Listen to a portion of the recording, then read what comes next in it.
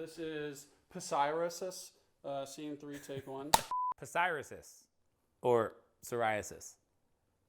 Welcome back to Medicine Deconstructed. I'm your host, Dr. Jay Rutland. I know most of America saw this video of Kim Kardashian talking about psoriasis. How crazy is my psoriasis right now, guys? It's like all up my leg. I don't know what's happening, but I gotta figure this out. This is crazy. Well, it turns out psoriasis affects over 125 million people worldwide. I can feel Kim K's frustration as well, but let's talk about psoriasis, what it is, and how it can affect the lung. I also am going to give some advice on what to do about it.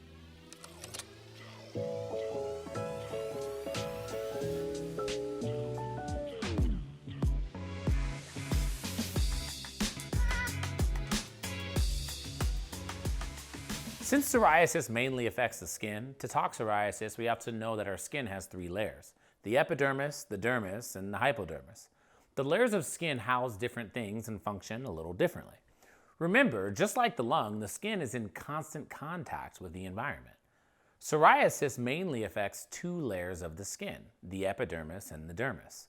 Cells of the epidermis include the keratinocytes, which make lipids, the melanocytes, which make your pigment, Langerhans cells, which are immune system cells, Merkel cells, which really serve a sensory function.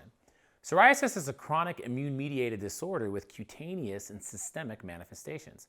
In fact, the pathophysiology is characterized by abnormal keratinocyte proliferation and immune cell infiltration in the dermis and epidermis. It involves all kinds of white blood cells and can make your skin look really inflamed or even plaque-like. See? Psoriasis is an autoimmune disease that I see all the time. At times, that skin inflammation can extend into the lung, causing scarring, but we'll talk about that a little bit later. Let's talk about why psoriasis happens. First of all, the age of onset is 18 to 39 or 50 to 69. Depending on how much body area of the skin is affected, that's how we define disease severity. If it's present on greater than 10% of your skin, that's severe. Psoriatic arthritis is when the inflammation affects the joints.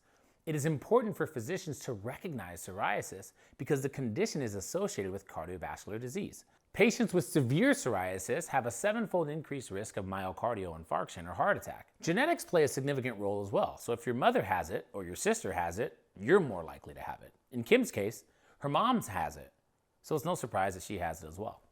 To most of us, the skin looks just red, inflamed, and at times white and scaly, but under the microscope, this is what we see. We see an abundance of dendritic cells, T cells, and keratinocytes. Remember what I've said before. Cytokines and chemokines get released from cells and activate an inflammatory response. Insults like trauma, certain medicines, and even infection can cause release of self-nucleotides. These self-nucleotides can form complexes with antimicrobial peptides, which are released from keratinocytes.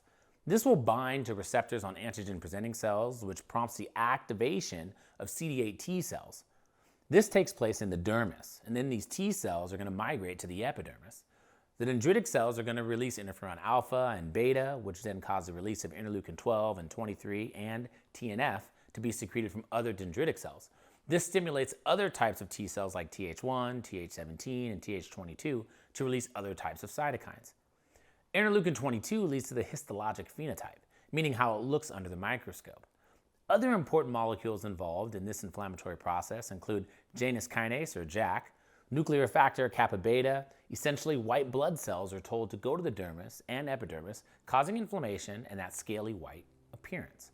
The reason I'm giving all these molecules a name is because it can become important when you're selecting therapy. Thanks for joining this episode of Medicine Deconstructed, where we discussed the pathophysiology of psoriasis and why it happens. Join us in our next episode where we talk about therapy of psoriasis and what Kim Kardashian could possibly use. We'll see you next time.